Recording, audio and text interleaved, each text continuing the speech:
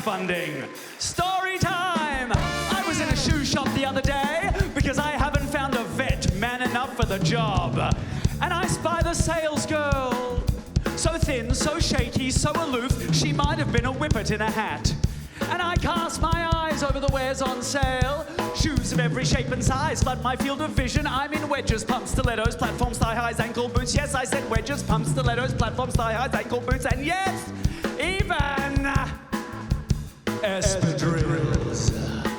And I select a modest black suede ankle boot. Austere, pragmatic, minimal, all the things that encompass my worldview and aesthetique. And I wave to the shop girl. And she looks at me.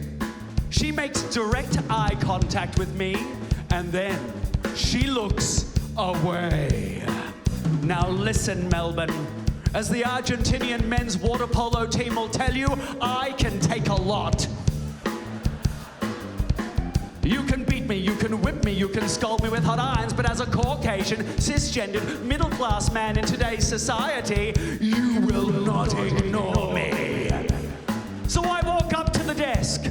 I plant the shoe in front of the bitch and say in my sweetest voice, "Excuse me, do you have this in a size 12?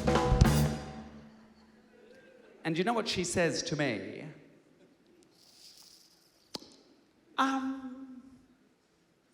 Sir?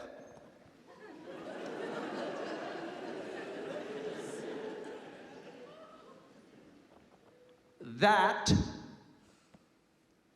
is a woman's shoe.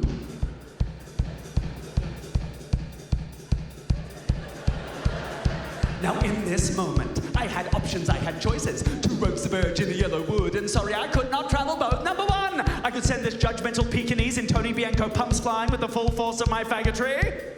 Number two, I could calmly, gently educate this poor unfortunate soul on the intricacies of gender clothing and the passive harm they cause society as they further delegitimize the non-binary experience, enforce harmful gender roles, and systematically increase the daily fear and trauma felt by trans people as they try and shop for clothes that fit them in this new and ennobling world. And let me tell you, Melbourne, my neurons fired, my adrenal glands roared into action, and not for the first time, my prostate twitched independently.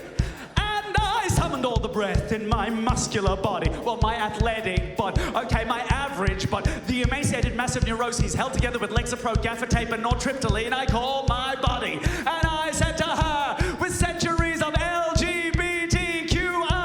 Scrabblebot oppression behind me, does this show have a vagina?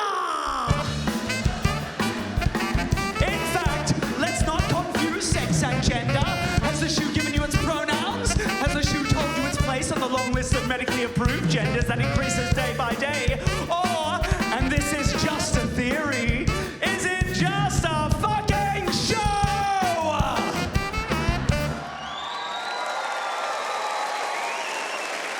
And I know this is a lot, right? And I know it's a bit of a rant, but it doesn't really matter what side of the political spectrum you're on. Whether you lean towards a more humanist viewpoint or whether you're a cunt. But in the words of British drill artist Stormzy, you're getting way too big for your boots. You're never too big for the boot. I got the big size 12s on my feet. Your face ain't big for my boot. Wanna come around here like a bad boy, do it. Done all the talking, go on then do it. Running through the party, bottle of Bacardi. This is my ears, they moves, don't do it. Devil on my shoulder, I don't like. Hit it with a crowbar and scrap. Even when I'm sober, I'm so gas, say right, but there's no car and no match. What you talking about? Cloud, stand down. Never used a Mac 10 or a tray pound. You were never bad then, you ain't bad now. Never had the Mac then, sister back down. Wait, I saw bare kicks, I saw bare clothes. I said, fuck that, I can't wear those. I don't like them, they're not my thing. You went silent, all winners. These boots are made for walking. And that's just what they'll do. One of these days, these boots are gonna walk all over. If I hit that last note, my douche will fall out.